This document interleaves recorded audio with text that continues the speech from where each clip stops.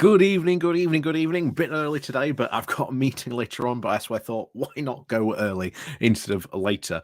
So, as always, greetings, greetings, greetings to you all. Like I say, I think we'll be greeting you all as you sort of turn up, wind up, and realize, oh, he's live. So, as always, like I say, welcome everyone. As always, it's great to have you here this evening. We've got some fun stuff lined up for you. We've got Esha McVeigh, a Tory MP, explaining why she will not back the tax rises that Rishi Sunak is going to put forward, which will cause a lot of problems. A lot of problems for him. That is almost certain. We've then got a very interesting snippet from the Treasury Select Committee admitting how hard the hard Brexit is really affecting the UK economy, that, well, Rishi Sunak is backing to the hilt. And then finally, and we'll leave it for a little surprise for you, because that's the type of channel we are. Leave you for a surprise at the end. We've got Jeff, and Jeff is a bit upset with Suella Braverman. Why on earth would he be upset with Suella Braverman? Well, we'll find out later. that's for sure. But but anyway, yes. Good evening, good evening, good evening. Like I say, I can see Cathal OG. Good evening to you, and Chatty Rat, you're in the chat. So, like I say, greetings and good evening to you. Let us move on and get this party started then. So I think right in. So we're going on to GB News first. So I do apologise. Going straight into the old GB News. 91 leads. Yes, 91 leads. Hello to you. Dave Walker. Good evening to you. Like I say, I can see you all typing furiously. So. Like I say, this evening I think it's going to be quite interesting. Because one of the things that I really wanted to talk about was what happens beyond the budget, and I think that is definitely a conversation that we're probably having certainly tomorrow when the budget gets released.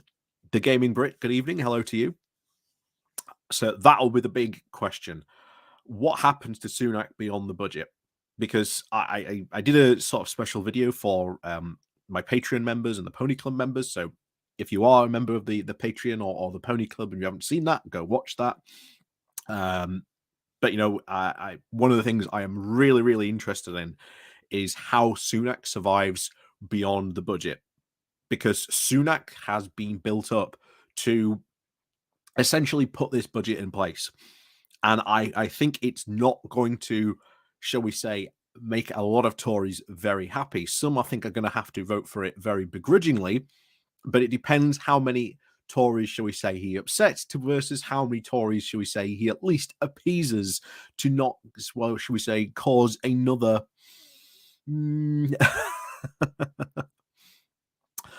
shall we say, it's interesting day tomorrow. But as I always said, I think the budget and sort of the big reaction to the Tory budget will happen mostly over the weekend going into Monday. Oh no. Sorry, I thought I'd pressed the button on my side of my mouse and I thought we were just going to boot me out of my studio then, but no. End of the God, hello to you. Dave W, surprise Wednesday Night Live. Well, it is Wednesday night. It's hardly a surprise. We're just a bit earlier. Like I say, I've got a meeting in a bit with JCI. So I'm just gonna decide. You know what? Instead of not doing one, I'll do one early. Dave Winter, yep. Austerity on steroids incoming. Yeah, that's exactly what I think we're going to get, and I think they're going to desperately try and say, "Oh, we're doing all this austerity, but look at all these tax rises. Ooh, it's austerity, but not like you think it is." To expect a lot of, I think, song and dance certainly tomorrow in and around that cause. But we'll get onto this because this is interesting. Because you have a Tory, and yes, it is on sort of GB News where I suppose all the crazies gather. Esha McVeigh has said she is not going to back Rishi Sunak's tax rises unless HS2 is scrapped. So, first of all, two interesting things from this. First of all, you've got a clear Tory line in the sand now that a Tory is going, I will not back these tax rises. That's interesting. That is very interesting because Rishi Sunak is being sold on this point, on the budget and what he intends to do with the budget. That is his whole reason for being. This is why, after the budget, what reason does Rishi Sunak fill? Except to be the prime minister until general election. That is officially really his position. Because he hasn't got a manifesto and he can't really do anything significant because he hasn't gone to a general election, so he can't really do anything. So post-budget, all he can really commit to is the 2019 manifesto. But even that is really not, well, at least no longer fit for purpose at this time frame. It is absolutely just not fit for purpose anymore. And even I think more and more Tories were starting to see, even, I think most of the sort of the non-parliamentary Tory party is coming to the realization that yes, there is going to have to be sort of a general election sooner rather than later. And I certainly still very much of the opinion, if Sunak can't pass this budget, then we're going into a general election very, very quickly. If he does pass it, then it's how smoothly can he pass it? Because as you'll see, this is not going to pass smoothly. I think lots of Tories are going to start, shall we say, putting their, flags to the sky and saying, "We are demanding this. We want this done." And they're going to use potentially the exact same tactics that we have seen the ERG use to try and get their way. Because Rishi Sunak is not really in a stable position. We've said it before. His government is a house of cards built on quicksand, built on an earthquake fault line. And one of those three things will cause it to fall sooner rather than later. So, Stu K, hello to you. Colin Thompson, greetings to you as well from New York. Like I say, you've got Trump now. You've got Trump. Like I say, a video actually coming out tomorrow about that, about what not only the similarities, but the differences between the Republican Civil War that is probably about to erupt in America and the continuing Tory Civil War as well. So watch out for that tomorrow if you want some, shall we say, peeks into the future and my thoughts on what could happen on that. Colin Thompson.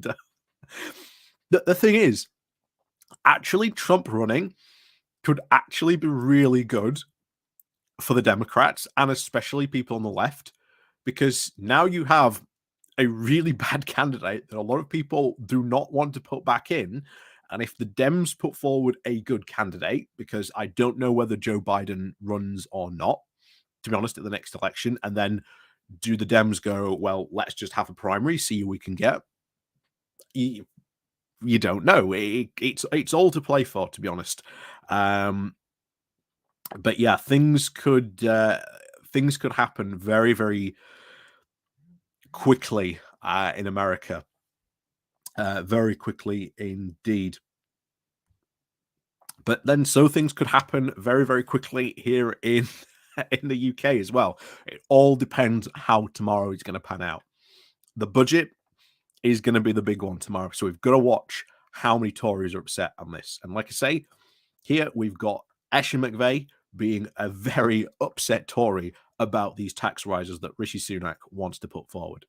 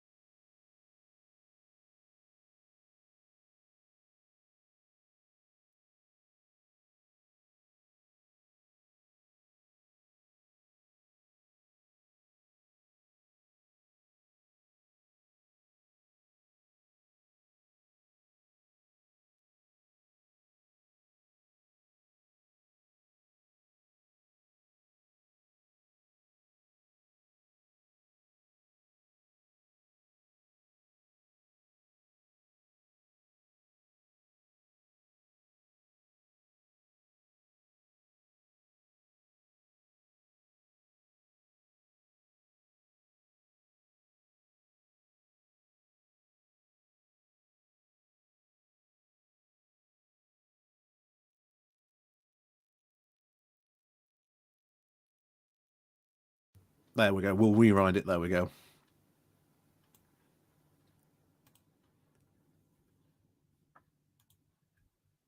Out of the autumn statement tomorrow. Let's have a listen to what she had to say. Mr. Speaker, given that we have the highest burden of taxation in living memory, it is clear that the government's financial difficulties are caused by overspending and not due to undertaxing. Does the Deputy Prime Minister therefore agree, if the government has got enough money to proceed with HS2 at any cost, then it has sufficient money not to increase taxes? If, however, it has so little money, it has to increase taxes, which is a last thing for a Conservative government to do, then it doesn't have sufficient money for HS2. Yeah. So can I gently urge the Deputy Prime Minister not to ask Conservative MPs to support any tax rises unless and until this unnecessary vanity project is scrapped? Because I, for one, won't support them. So, a lot of things said there. A lot of things said there, I think, that were sort of very, very wrong. Yes, the UK does have its highest tax burden in quite a while. Not historically, of course. We paid a higher we paid a lot higher taxes quite a while ago. But one of the things I said, if you look at how much tax we pay in the UK and compare it to the rest of Europe, European countries pay a lot more higher tax than we do. What the issue here is where it's going. There's a big auditing issue, I think, that in the UK that I think really needs to get sorted out. I think if we can sort that out, I think this could sort out a lot of other issues. Because if you start to audit people and you go, okay, you were spending this money, whereabouts did it go? Then I think you start to get sort of a more honest answers to that. HS2, unfortunately, seems to be very unfortunately, the classic British, let's go for the cheapest price and hope that the companies can fulfill it on that. Seems to not have been the case. And that's why there is a lot of, huffles and kerfuffles, I suppose, about HS2 that, oh my God, it's just burgeoning in price more and more and more. To be honest, right from the word go, a lot of people were saying the price you're asking, or at least wanting to do it, isn't feasible.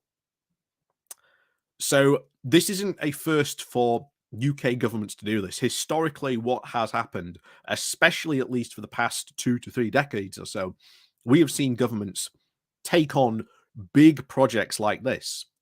The Scottish Parliament building Holyrood is a classic example. Let's do it at this price, and then the price just ballooned. Extraordinary. You've also got the bigger problems, which, again, I don't think Esher McVeigh probably wants to even admit, that at the moment there is a big rise in material cost, the inflation. Materials cost more than they did. Brexit is also a primary reason for this as well. So, yeah, it's now more expensive, which means you now need more money. And Esher McVeigh's entire argument here is, well, if you've already got and funded the HS2 so that it will work, why do we need to raise taxes? The NHS, social care, certainly people on benefits who need to make sure that their benefits are at least beating inflation or are clearly in line with inflation, so they're not losing money. We've seen food prices rise, which are going to, we've got, the COVID bill still to pay off. So much stuff that we have that we need to sort of spend government money on, and it just doesn't get spent on. And if you want to sort of invest and help the UK to get out of, this recession that her party has put us in, then you need to raise taxes, because the government needs to start investing in projects like HS2 And I would go further and challenge Esther McVey and to say that HS2 isn't really fully complete until it gets that northern leg built, because it was desperately needs that northern leg to make sure that the north can have its also get a lot of its own sort of local transport needs really sorted out. Because you may remember, God, when was it now? Was it the start of this year? Was it the start of this year? We haven't talked with Gareth Dennis. Again, if you know anyone who is sort of anti HS2 or anything like that, send them that chat we had with Gareth Dennis. Because still today there are a lot of people commenting it on who have watched that and have said that they've changed their mind about HS2, that they now sort of realize how much we need it and sort of why we need it. It's all about capacity, not speed. And again, like I say, if you haven't watched it, go watch it. The other thing we need as well is we need the Northern Powerhouse Rail. Hopefully that will also help to solve a lot of transport issues here in the north as well. We've got not only just the trains, but local transport issues as well. Something that will be to watch out for tomorrow in the budget is where the levelling up money gets spent, if any levelling up money gets spent or dished out tomorrow. My own hometown for Barnsley has been several times applied for levelling up grants and basically has been told, sorry, not this time. When it desperately needs this money to be invested. And remember, because we are no longer in the EU, we no longer gain access to the EU development grants, and that means that South Yorkshire itself no longer gets about £900 million that it would have done had we been in the EU with the regional development funds. We no longer get that. The government to date has only sort of given back sort of 36 million, which is peanuts. It's complete peanuts to what we used to get. And if you may remember, one of my big, this is for a long time of years ago. I always said, how is this money going to be replicated? Is the British government actually serious in replicating this sheer amount of money needed to seriously invest in the north? And time again, they are proving they are not going to fill these levelling up ambitions to build, much needed infrastructure. Again, Esher McVey calling it a vanity project.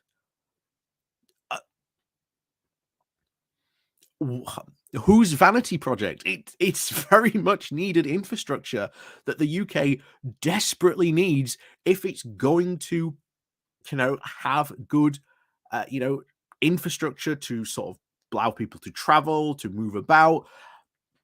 HS2, again, the conversation with Gareth Dennis, even it is the start of a much bigger infrastructure and building for public transport.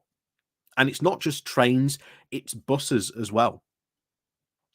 Because once you've got sort of the train network sorted out, that's sort of the regional and sort of local and national travel sort of that, trains can provide. And then you need bus travel, because buses are really for the local, the local routes. You're going somewhere local, well, get the bus. It's desperately needed. Very, very much so. That's why I'm very excited to see how Manchester goes with sort of localizing, even though technically it's nationalizing, but I think localizing, is a far better term to sort of use for that project, because they're bringing back the buses under sort of regional council control, which will be good. And we have seen other areas vote for this. The West Yorkshire mayor, she won her mayoralship just a couple of months ago, if you remember, back in May, on that very promise that she would bring buses back into sort of local ownership. South Yorkshire regional mayor Oliver Coppard is continuing Dan Jarvis's work that he started to bring sort of buses back into local ownership. That is very good. That needs to sort of continue. So the more this continues, the better it is. But what's Esher McVeigh's? I would love to know what's Esher McVeigh's reason for transport. I mean, what do? You need to spend money on the trains, and it's not just we'll just update the current lines, or we'll put more. this is the funny one. We'll put more trains on the line. It doesn't work that way. Doesn't work that way. But that's how it goes. Oh, Larry the cat. Good evening to you. Did anyone seriously believe that Tories would quote level up? It was just another half-assed soundbite to try and fool the red wall voters with. Yeah, and I think a lot of people are realizing that. I've said it before. Barnsley was this close not to elect a Conservative MP, but a Brexit Party MP. Dan Jarvis at the 2019 general election had a 2,000. That's how close it was. 2,000, lead against the Brexit Party. That's how close it was.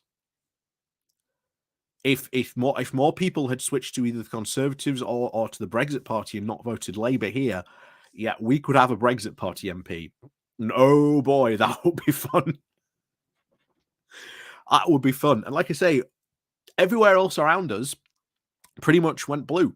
There were a couple of places, but most of the sort of areas sort of around here went blue, and they went blue on the promise that they would get that levelling up money. That hasn't been delivered on. Oh, Ayuk, good evening to you. Oh, Alexander, good evening to you as well. Oh, Casper Northerner, good evening to you as well. Why? Hello to you. Seraphine, good evening to you.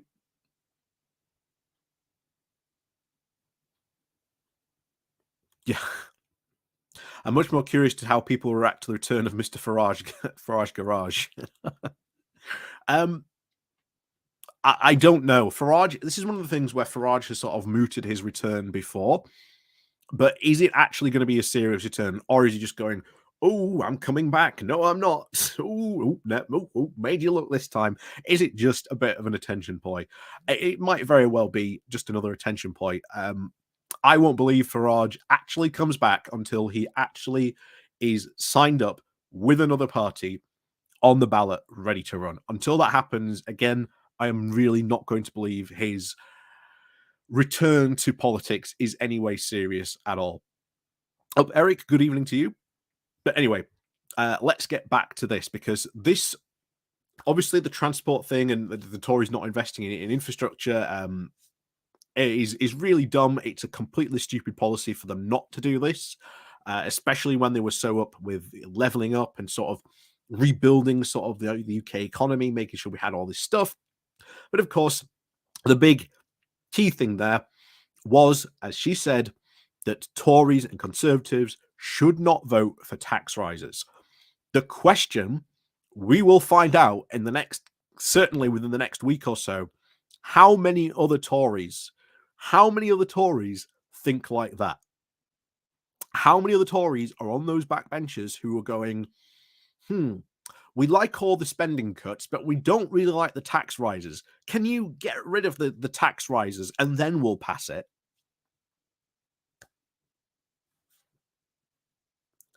That's what we could be coming to. We could see a budget put forward. There be a Tory rebellion based on remove the tax rises, then we'll pass it.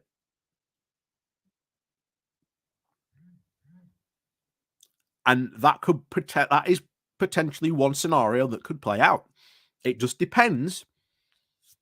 How many of those Tories are really going to be upset about those tax rises? That's where that's going to be the pressure point. Because it's how many Tories can Rishi Sunak sort of appease and keep on side at the same time? That is the big question. We'll certainly find out tomorrow and over the weekend. That is definitely for sure.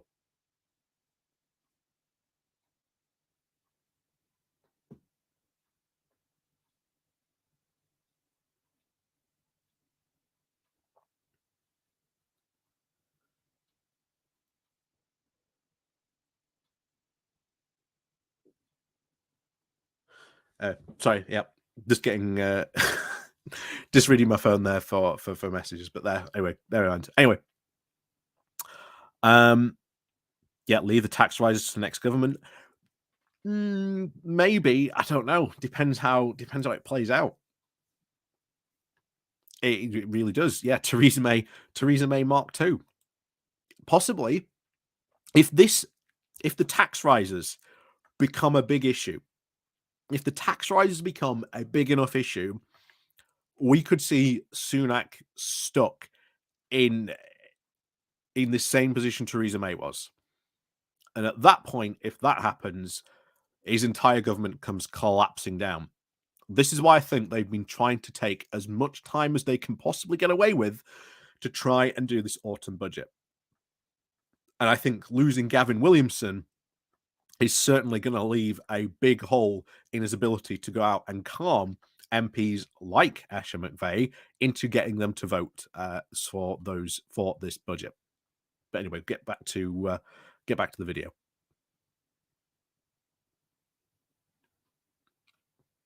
Oh, the lefty voter. Good evening to you.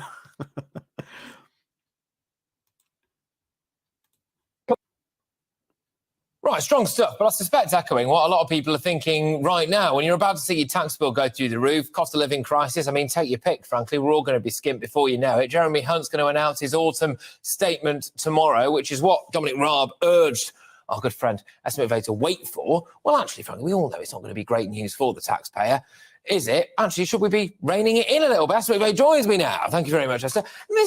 Here she is. So we'll see. It's the matter of the tax rises, because we don't know what taxes are being raised, but we also don't know what these savings are going to be either.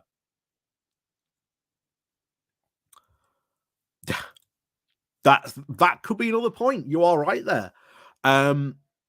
Yeah. Sunak could generally try and bribe the DUP again, like Theresa May did. How well that will work, of course, the second time around, we don't know. We generally don't know. That's a very good point, Larry. That is a very, very good point. But we'll have to see how this plays out. I think we'll find out tomorrow. But it's watching what Tory MPs are going to be saying tomorrow. What is their verdict, and how does the party feel about that? Oh, number 3, have I missed you? Did you come in and I've missed you, calling you off? Oh, Casper Northerner, good evening to you. I haven't seen to you. Smith there, good evening to you as well. Oh, yep, number 3, good evening to you. Dave W, hello to you. Did I have I missed anyone?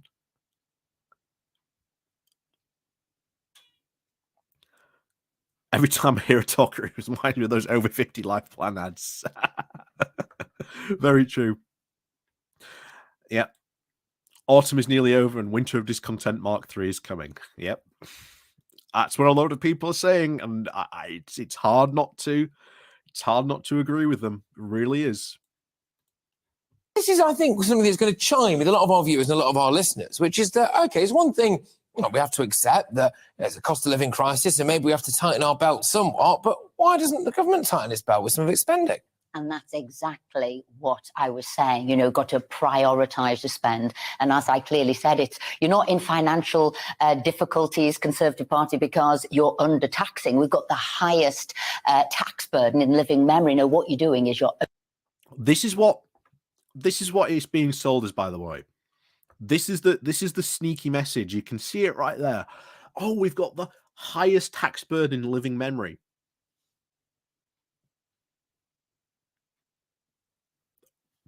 What's wrong with raising taxes? And here's the thing. Who has to pay those higher taxes? That, again, we'll find out tomorrow because we don't know. But, it's been said a lot before. There is money in this country. There is a lot of money in the country. We are like the 6th wealthiest country in the entire world. We've got money. It's just that particularly the Tory government does not want to go after where all that money is. So until, they actually make a serious go at that, there is a ton of money. And when they go, oh, what? Highest tax in living memory? Yeah, people can still survive if they pay higher taxes, but it just depends who has to pay these higher taxes. Like I say, we'll find out tomorrow who is and who isn't paying these higher taxes.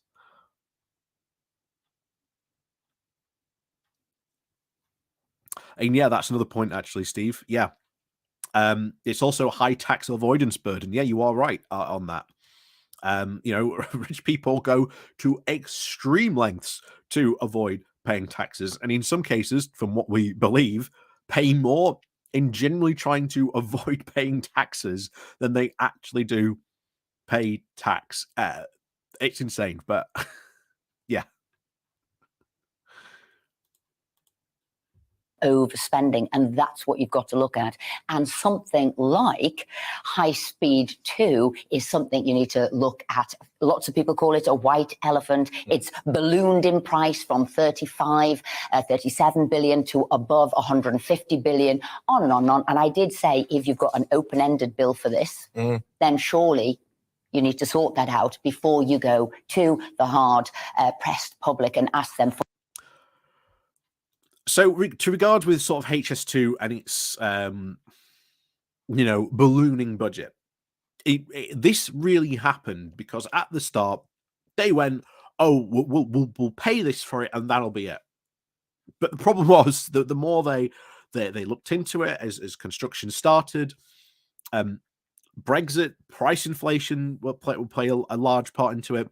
If you know anything about construction or anything like that, even things like hardwood has gone up dramatically in price.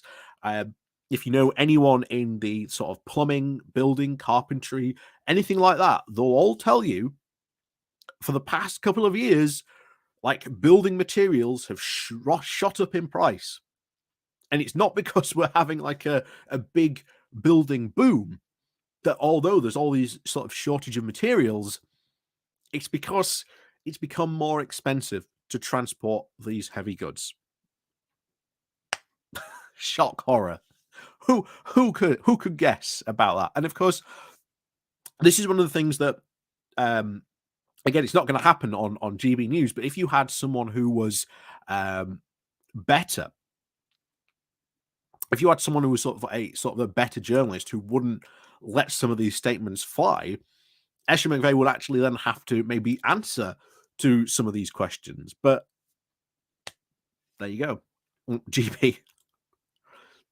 I was just beginning to forget about McVeigh, and there she is, just a jolting reminder that she's still there. For more money, all kinds of taxes we've been reading about, all taxes going up, stealth taxes, inheritance tax, personal tax, VAT tax, council tax. Yeah, exactly. And your constituency, Tatton, yes. Now, shock horror, taxes go up. Are we surprised? Taxes go up? Yes. Especially now with inflation, you will probably see a lot of taxes rise. But sort of you need to make sure that obviously you're getting the most out of that. Oh yes, that's true as well, because we haven't talked about that yet. Looks like London has lost its crown to Paris, something again the Brexiteers trumpeted would never happen. That if we left the EU, don't worry, London would always remain the seat of financial of financial power in Europe, so you won't have to worry about that. But no, it looks like London has well and truly lost that. That as really since the 2016 referendum and sort of 2020, the trickle has slowly affected London in big ways. It's relatively affluent. Every constituency's got its variety of incomes. Of course it has. But I happen to know it quite well. I was brought up there, right? But there's that kind of squishy middle class in there. So there's a lot of people in that area. And they are potentially people who stand to be clobbered if we believe what we read about. Again, trying to sort of put the panic on. it's not the more wealthier people, the more affluent people. It's the middle class that are going to sort of feel the squeeze. And why are they talking about this? Because it tends to be people who from the sort of the middle class who are out in those big Tory shires that sort of win them the votes, and they're trying to sort of play to their base, which is understandable. But again, if you're not going to take money from the sort of the top tax earners, you're sort of worried you're not going to take it from the middle and sort of, oh well, the poors don't have the money to sort of pay for these tax rises at the moment.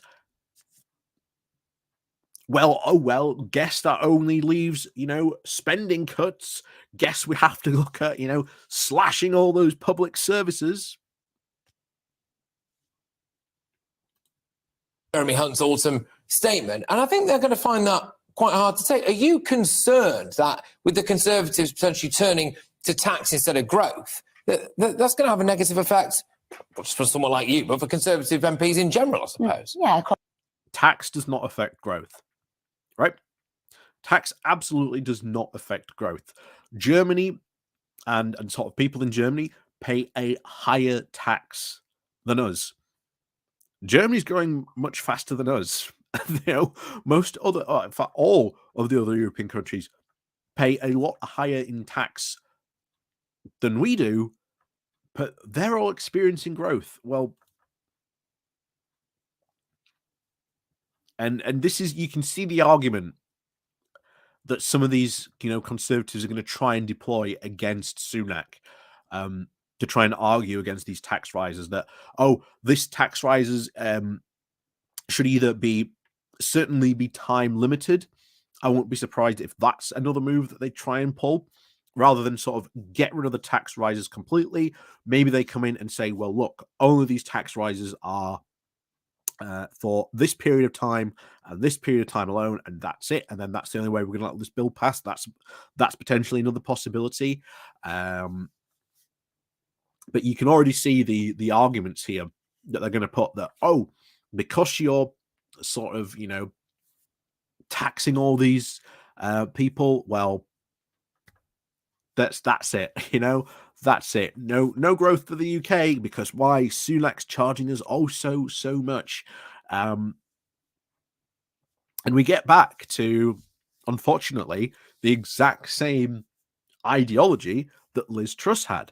And the worrying thing, or at least what we should be worried about, is that we get another Tory leader that is of the same ideological mindset like Liz Truss, but recognizes that what Liz Truss did was go too fast, too quickly, and instead they do this more slowly, taking just one brick out, just slowly at a time, just leading us down to this path of this, this low tax, high wage, no regulation Shangri-La, that all the Conservatives seem to very much buy into time and time again.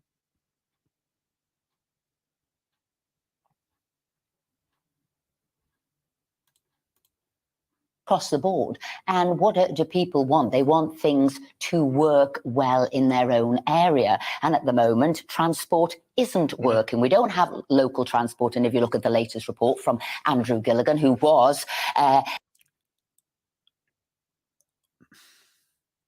Oh my God.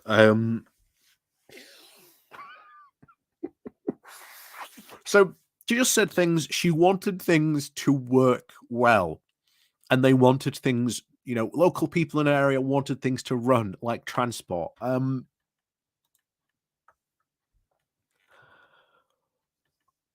What funds, what funds local transport? What funds these services that people expect to run? It's taxes.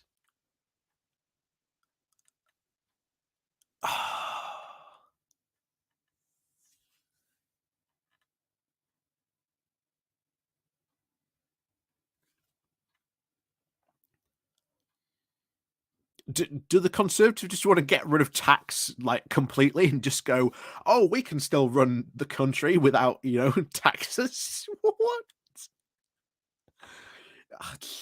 Honestly, there are some really stupid Conservatives, and that's sort of why I'm glad GB News it exists in a way, because they don't get their time to shine otherwise. They don't get their time to shine otherwise. This will certainly be where we hear most of what Jacob Rees-Mogg has to say. In fact, that's another thing we were going to cover. Mogg's absolutely stupid comments about Ukraine, that the only way Britain could have supported Ukraine so much as it has done, even though when you look at GDP-wise, other countries have supported them a lot more than we have. That's for sure. That somehow Brexit helped us to support that. Again, not true, but Jacob's free to live in his, fantasy world of Brexit as always, and play his fantasy politics. He's been given the colouring book and sent to the backbenchers, which hopefully he will stay forever. And Esher McVeigh is another, shall we say, one of the Conservatives who would love to be on the front benches, but is universally recognised to know that if she ever did end up on the front benches, she would be an absolute catastrophe. Very much like, Liz Truss and all these other, shall we say, questionables that very often float in and around the Conservative sort of fish tank. The transport advisor in number 10 under Boris, he's saying this will suck money out of all local transport. He's saying it isn't a levelling up project at all, and it is a waste of money, which absolutely wrong. Absolutely wrong. I can't comment for so what she said about the transport secretary. Said it will just suck money out of local transport. That is absolutely not what is happening. HS2 would massively improve. HS2 should massively improve local transport, especially for trains. As we've said before, what HS2 is about capacity. It's not about speed.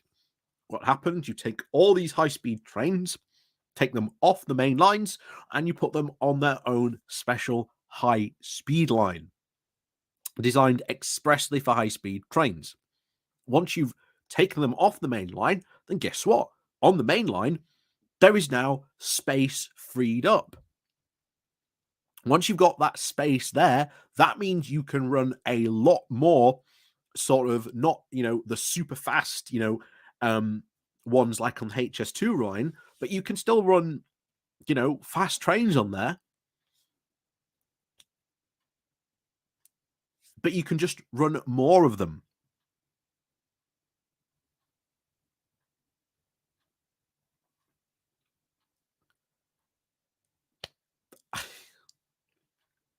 It's one of the big things that I think's been really done a big disservice to HS2, that it was always talked up as being a big speed thing, and I fell for it as well back in the day. I've always been very much for HS2, but even I thought, it was mainly about speed. But when you come to understand that, no, in reality, getting those fast trains on their own sort of high-speed rail track frees up space on the normal track, meaning that now you can have more trains, meaning that now instead of maybe waiting every 30 or so minutes, maybe now they're coming along more regularly.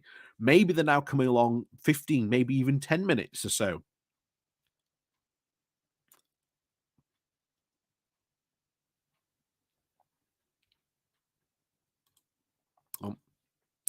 There was no levelling up policy. It was just a con job. HS2 is just to provide London with workers. Again, HS2 has more stops than just London. And even if you did sort of work in London, and you lived in the north, HS2 isn't really going to get you sort of, commuting that quickly to and back from London. But as we said, HS2 frees up the travel, and having sort of good and quick transport like HS2 to and back from London not necessarily is a bad thing. It's not necessarily a bad thing. Plus, you've also got the reverse could happen as well, Chris. What about people who work in London now realizing they don't even have to work or even live in London anymore because there's now good transport links? Maybe they can now sort of leave the city and, go north, move their businesses, move their jobs further out of the city and spread the wealth around, which would be a very good thing, to be honest, because London is far, far, far too concentrated to begin with, especially when it comes to sort of jobs. But hey, it is, London is sort of a very, very big city. So it's always going to have a lot of capacity when it comes to sort of the jobs. But again, getting more sort of businesses to sort of look beyond having their offices in London is good.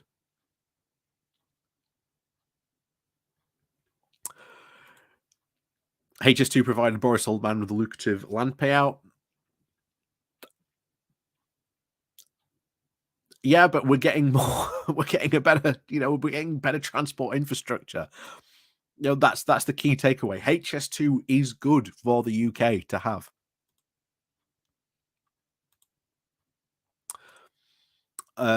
Fox, wake up BHM. HS2 is about taking taxpayers' money, giving it to investors. It will never be finished. It will. It's being built. Well, HS1, the first leg is being built. HS2 again has been surveyed to so we know roughly what its route is going to be. It is being prepared. When it's done, hey, it's going to be good. But of course, if you really want to sort of do that, maybe instead of doing that, maybe what we should do is maybe we should nationalize HS2. Or, the entire sort of not only HS2, HS1. Like I say, one of the things I've always said, you've got to prove nationalization works, because there's a lot of people out there who like the idea of sort of flirting with nationalization, but it comes down into different areas. Rail nationalization is probably the biggest one that most people sort of agree with. And I think a good idea for Labour would be why not just nationalize HS1 and 2, like nationalize the whole high-speed rail network and show to everyone that yes, nationalized high-speed rail can work. It's there. It's running. It's sort of funding the country. That would be a very good thing. I would be massively for that. But even though if it, HS2, gets built, because it will eventually be built, and these types of big infrastructure projects do take a long time to build. Of course, money is going to go into investors because, at that point, it is a sort of private, equity run company at that point. But hey, we get better and, good transport out of it. It will be an improvement. Like it or not, it is privately run. But hey, we get better, more local, regional and regional train services. Because as I've said, you get those fast trains, you get those HS2 trains that are currently on the current main lines off onto that high-speed rail line. That frees up more space to have your local and certainly your regional trains as well. That's the whole point of HS2. Like I say, please do go watch the interview I had with Gareth Dennis. The man knows his trains. He knows his stuff when it comes to talking about trains. Like I say, watch that interview. You'll see for yourself. I'm pretty sure. Watch that interview. He will convince you. I'm pretty sure he will.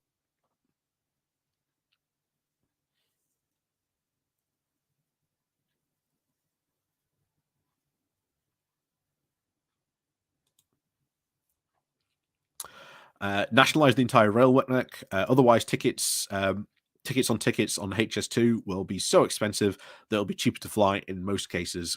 Now it already is. Yeah, you are right there.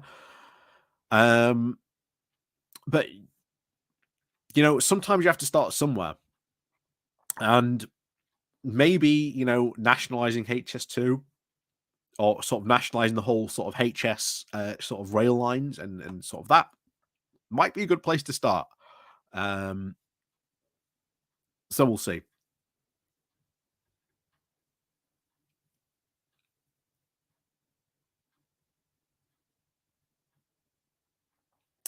So anyway, should we continue with Esha McVeigh? I think you get the idea now.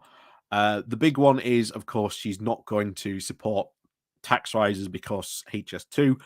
To be honest, it's giving her just a good, valid excuse not to support Rishi Sunak's tax rises. And as we said, it's what happens to tomorrow. And those tax rises, where those rise, where those fall, where services get cut, we generally don't know until tomorrow. And like I say, don't worry, we will cover all that when it happens. Can't promise we'll probably do one on Thursday, but certainly Friday. We will be sort of looking at what the fallout of the Sunak budget is, because the big thing then becomes, can Sunak actually pass his budget? That then becomes the big thing. So what was the other thing? Oh, yes. This in the select committee. Hang on. There we go. This very, very interesting on the select committee, as you can see in the tweet. Geez, this is embarrassing for Sunak. The evidence given before the Treasury Select Committee this afternoon on the catastrophic damage inflicted on the UK economy by the hard Brexit the MP championed is absolutely damning. So let's watch the video, shall we? Because oh boy. Oh, hang on a week. Yeah, that's as big as it'll go. That's annoying. You mentioned a list of earlier to the chair's question, a sequence of shocks, COVID, supply chain shocks, and Russia, and so on. I'm going to bring the B word in again because we haven't talked about it for a long time, and we all know that it's 4.5% before the Brexiteers join the committee. I think there are a few, I'm sure, who'll join us. But the point is that with a 4% hit on GDP in the long term, I wonder if you can comment on that. The former MPC member Michael Saunders said this week, if we hadn't had Brexit, we probably wouldn't be looking at having an austerity budget this week. What do you make of these comments? And do you agree that there's self-harm that's been done to our economy, and these shocks that we've had since have made us more vulnerable than other economies? Yeah, I mean, I think we've talked about this a lot of times before. I mean, I think the bank's assessment, and we use this in the forecasts on the Brexit impact, really hasn't changed actually since the sort of work that was done. Doesn't it in effect compound the problem? Well, I think I was going to follow up and say, I mean, this work, I think Ben and I, because I wasn't at the bank at the time, but this was done pretty soon after the referendum. It essentially assumes that there is a long run downshift in the level of productivity. I think of around, it's a bit over 3%, and that at least two of those comes sort of fairly well forward in the time frame. And I think it's fair to say I don't think anything we've seen so far changes our view on that. We haven't changed our view on that so far. So there is an effect in it. That's why I'm saying yes, there is an effect. Yep. It's not one that, as I say, we've not been surprised by that. I would also add that I think it's for Michael to obviously take his own view. He's a liberated man now, clearly. Carry on. You said.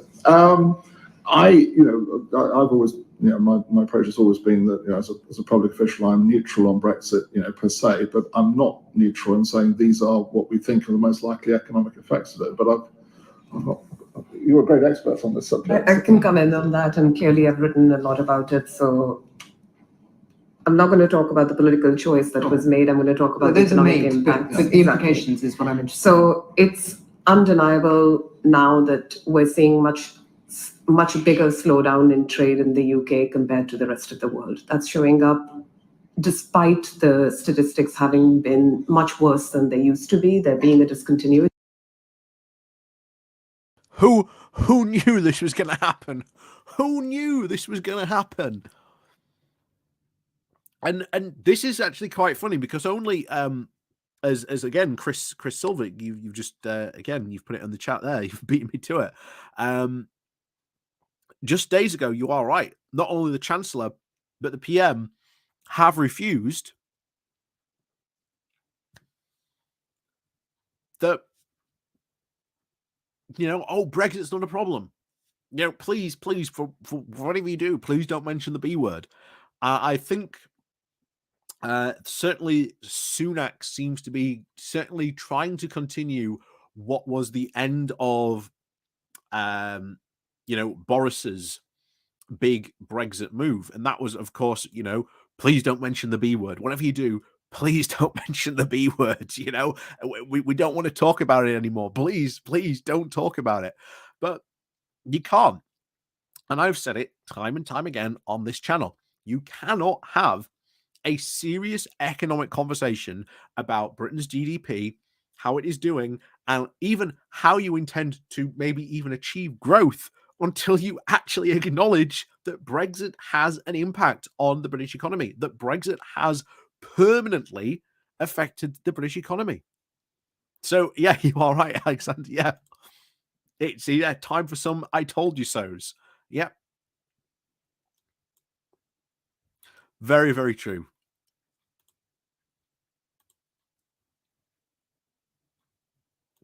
Facts.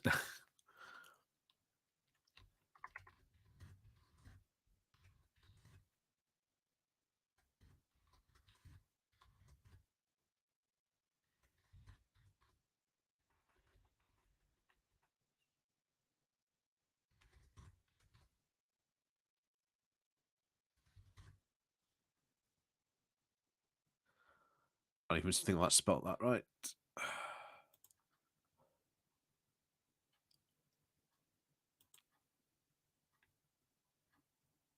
There we go. Good old Grammarly. There we go. There we go. Yeah. Brexit is a really bad version of Fight Club's first rule. Just don't talk about Brexit. Yeah. Yeah. Brexiteers clearly knew the theme song courtesy of Rod Stewart. I don't want to talk about it. Yeah. Brexiteers, unsurprisingly, are the most people who do not want to talk about Brexit. That's why it was kind of funny at the start where you had sort of the MP saying, "Oh yeah, I'm going to mention the B word. I'm going to talk about Brexit and take this opportunity to talk about it while the Brexiteers aren't here. They're not in the room." So there are MPs. There's a lot of people who say, "Oh, there are MPs who aren't sort of talk about it." So yeah, we'll have to see sort of how this continues. But the fact that now it's becoming such an issue that it's becoming so embarrassing not to talk about it, but people keep on bringing it up, which it will keep on being brought up, just because, as we said back when Boris got Brexit done, just because you've got Brexit done, Boris, doesn't mean it's gonna just magically stop and go away. It's with us forever now until we eventually reverse it. So, Chilia Coda. Do you see Labour introducing austerity? I think Lisa Nadley said that there is no magic money tree, making it sound like they'd cut spending. In a way, I think any government would be hard pressed in the situation that we are in to seriously not look at cutting spending somewhere. I think any government would be saying, we're in this quite a bad situation. We have to look at cutting some spending. But that doesn't mean Labour is going to go into austerity. There have been a number of people in sort of the Labour sort of rank and file. There have been sort of lots of very long essays on I think it's Labour lists that have been sort of coming up recently of sort of economists who are sort of very much sort of, in sort of the Labour Party being sort of the experts that Labour turn to, saying, hey, look, you do not have to turn to austerity. Do not fall into, oh, we have to do the austerity trap, because there is a lot of different stuff that politicians can do and we can do to get us out of this mess. So that is what I'm really hoping Labour does go for. I'll admit, I do know what you're talking about Lisa Nadley's sort of comments about sort of, they would have to cut spending somewhere. But even if I think, let's say magically, I don't know, somehow Jeremy Corbyn comes, sailing back in, even he would have a very, very hard time trying to, to solve this stuff and the economic situation that we are in. We are, the one thing you have to sort of realize is we are in a very hard time economically at the moment, and you can't, there is no easy solution. And even austerity, it being a political choice, remember, it is always a political one. For austerity, we could have gone a different path. The Conservatives could have gone a different path instead of austerity 2.0. They just decided not to. And there are a lot of economists that have written very extensively, especially for the past 2 or 3 months, since obviously Rishi Sunak has sort of come in and started talking about, oh, well, we've got to, cut spending here and, raise taxes here. There have been a lot of, economists saying, well, actually, if Sunak did like a windfall tax on millionaire and billionaires, I did an entire video about windfall taxes and raising taxes. In fact, someone said to me that they were so annoyed at me even bringing up the fact that we're talking about having a windfall tax. They were unsubbed from me. So I was like, okay. There you go.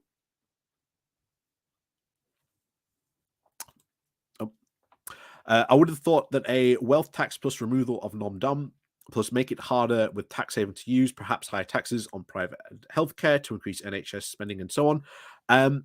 Yeah, you are right. That is one of the directions we can sort of go in and do that. Do the wealth taxes, remove the non-dom.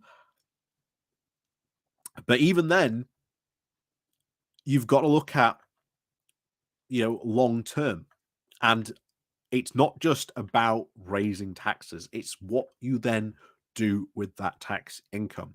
Where do you spend it? Where does it go? Do you have policies that will encourage growth? And that's why I often talk about Labour's Green New Deal, which, again, Lisa Nadley, I think, talked about in that exact same quote that you mentioned that she went on to sort of talk about. We've seen that being talked about. Ed Miliband being talking about the Green New Deal very recently. So it's promising. I will say that now, Tilly. It is promising. I'm very hopeful, but unfortunately, we won't find out until we get that Labour manifesto. And as I've always said, when the Labour manifesto comes out, we will be covering from it page to, from cover to cover, going through every single point, looking at what it is they do, because it all comes down eventually, as it always does, to policy and how that policy is going to affect the UK. So I am hopeful more than worried. So at the moment, as I've always said, be hopeful. You can do a lot more with hope than you can without. So yeah. But I wouldn't be too worried about it, even if there is, even if Labour does say, well, we have to look at, maybe, spending cuts here and there, but as long as they don't, go all into the spending cuts, which is really what austerity really was, then yeah, we'll be fine. I think we're in a dire enough economic situation for even any government to say, well, look, we have to seriously look at some spending cuts. But even if you do spending cuts, what you can do is then you can do a lot of sort of investment and look at other things, how you can help grow the economy and sort of, get the economy moving again. So that's, again, the big thing and an area that a lot of the economists have talked about.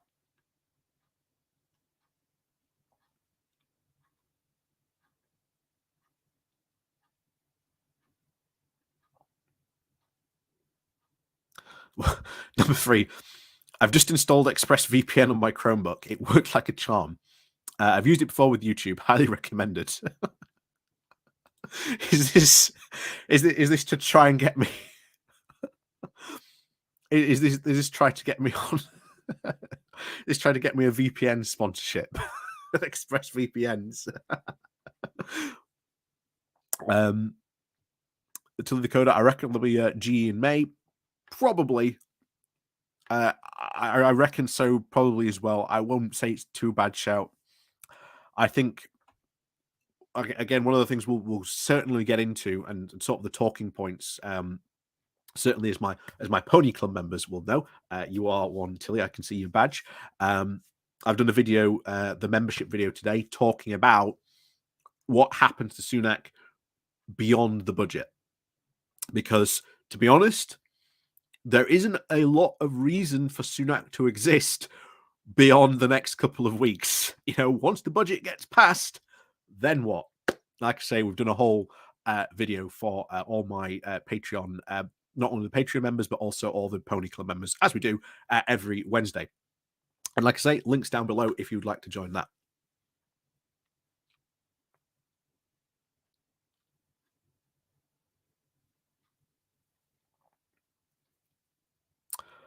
But where were we? Yes. Let's get back to this then, shall we? Because, like I say, it's good. we haven't got to some of the doozies yet. Hang on, yeah, the sale's still on. But people have tried to do various ways of trying to correct for those things.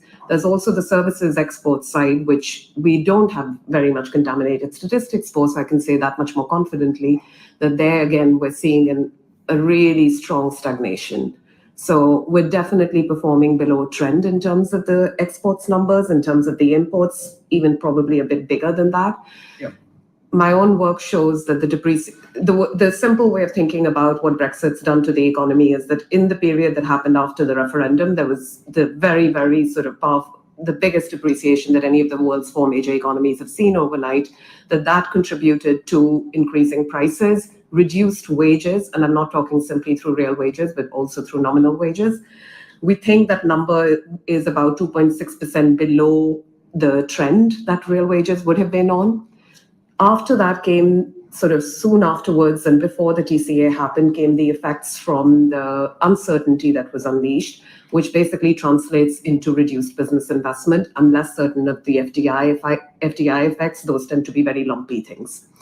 Then what's happening now, we're starting to now see the trade numbers react to the Brexit, the actual TCA impact. And that's what I mentioned in the beginning, that we're definitely underperforming compared to our peers, both in terms of what we're sending to the EU, as well as in terms of what we're sending to the rest of the world. Okay. I'd like to add on to this because I look at a lot of firm level data, and the small firms are the ones that are most damaged. Yeah. Because the cost of the paperwork and so forth is a barrier. It's not just small firms in the UK who want to export, but it is also small firms in Europe. Yeah. Who were suppliers and provided competition. Yeah. In the UK market. So there is an inflationary effect. Yes. Coming through the competition channel. Do you have a sense of what the amount is, the inflationary? I think that's still very, very much worth repeating what was said there. That, I think, is easily the biggest one. The fact that, as we always said, going all the way back to 2016, who would be the most hit? It is the small business people. And remember, a small business, from what this, woman is talking about is anywhere between 10 to I think it's like 150 employees. If you have that region of employees, you are counted as a small business.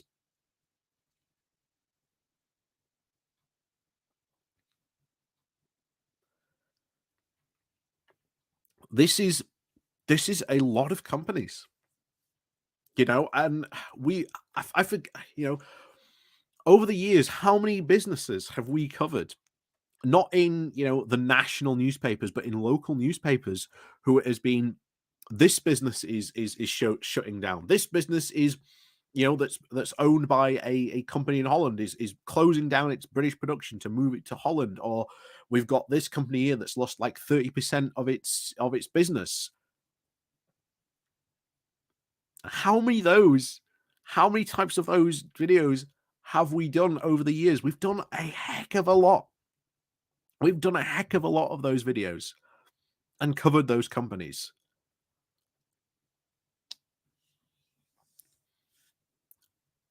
This was one of the things that we always predicted would happen, and guess what? It's happened. If you've got your panel of experts right there, it's frustrating. It really is. I mean, I think you've seen my video about the cheesemaker. Again, small, good, vibrant company, completely cut off from the EU, lost up to £600,000 because it could no longer export to the EU. So it had to essentially be bought by a larger company so it could continue to exist. And that in itself is obviously a bad story, but also a good story, because that means those jobs get saved. And unfortunately, the knock-on effect is how many other companies like that will get closed down. That is one thing, to be honest, we really don't know what the impact of that is, because I don't know if anyone's sort of keeping track of those numbers. I know there's the Digby Jones index on the Yorkshire bylines, but even then, I'm not sort of 100% convinced that that is. Don't get me wrong; it's a good list, and does show the amount of jobs that have been lost. But I think until you do someone does a proper comprehensive look, I don't think we'll know the full numbers for quite some time. But yeah, well, like I said, we'll finish this off. Effect amount is relating to trade with the EU and friction versus, you know, in both directions. I'm not going to hazard a guess on that. Can you talk about the food price effects? That some excellent students at LSE have done this work, that about 6% of inflation in food prices, 6% is the number which is higher than the rest of the world so far as a result of the Brexit impact. Okay, that's really interesting. I mean, right now the inflation rates are pretty close. So right now the inflation rates are pretty close. Yeah. We're at 11.1 in October, the euro area is 10.7. So the timing of these effects is hard to judge. I mean, as Andrew said, we've seen no reason to row back from the estimate we had on the overall impact on real GDP, which is what really matters for real incomes. Just going back to Michael Saunders, we probably wouldn't be looking at an austerity budget this week. You can't comment on that. Fair enough. Just one last question, which is about.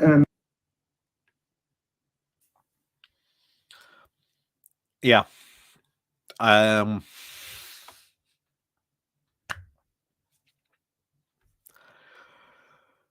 It's one of those things where you see it and you're like, well,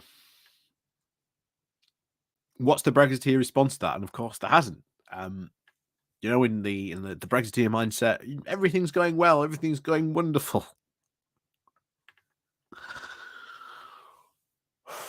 Yeah. Anyway, it really isn't. But yes, unfortunately, I must go. I must leave you all now. Like I said, I did say I had a meeting to get to. like I say, I've had some messages, so I'm going to be needed earlier because I've got other people to speak to this evening about it. So unfortunately, we can't do the last video, but don't worry, we'll save it for another time. But as always, guys, like I say, thank you very much for joining me this evening. As always, it's been absolutely fantastic to have you all in chat. We'll see you on Saturday morning for the Good Morning Walk, where we'll probably be talking about certainly the fallout from the budget, because I think that is going to be interesting. Very, very, very interesting. Because it will come down to, as we said with Estimate May, how much of a balancing act Rishi Sunak can have between how many upsets and how many keeps on side. And then, of course, we'll be talking about what happens to Rishi Sunak beyond the budget. Because once you get past sort of the budget in the next sort of 2 or so weeks, what's the point of Rishi Sunak then, you know? So, as always, thank you very much for joining us, guys. Like I say, please do remember to hit that like, share button on your way out. Please do remember to leave a comment as well after we sort of finish. That helps with the whole algorithmical stuff, as well as hitting the like and share button. There is also the YouTube thank you button as well down below. There is the buy me a coffee link as well if you'd like to use that. And of course, you can join the Pony Club as well, where you can see not only just the video I did on essentially what I call the beyond the budget video, but numerous other videos that I have done. So like I say, I do a video once a week for my Patreon members and of course the Pony Club members as always. And like I say, there's an entire playlist when you do sign up that you get access to. You also get access to sort of badges in chat and all sorts of, you know, sort of cool emojis and whatnot that you can use. So as always, thank you very much, as always, for joining me. We'll see you on Saturday for the Good Morning Walk. And until then, have a good one and enjoy the rest of your week. And yeah, tomorrow's going to be interesting. Tomorrow is going to be very, very interesting.